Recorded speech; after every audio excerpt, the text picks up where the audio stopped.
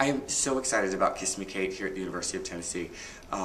My vision is basically to continue the story through dance and make sure that the audience, one, enjoys the dance, and the kids are very challenged, but to make sure that the audience understands that we continue to tell the story that Cal wants us to tell.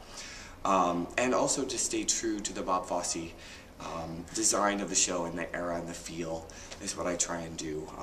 I studied a lot of Bob Fosse dance and did a lot of research on Bob Fosse and tried to keep that same intent that he had. And also from the Bianca role to stay very true to the Marilyn Monroe-ish feel that I think that she has. And also to give the students an opportunity to do stuff that they don't normally get to do. We do a lot of partnering, especially in the Too Darned Hot number. We do a lot of swing dancing, which they're like sponges. They just want to do more and more and more.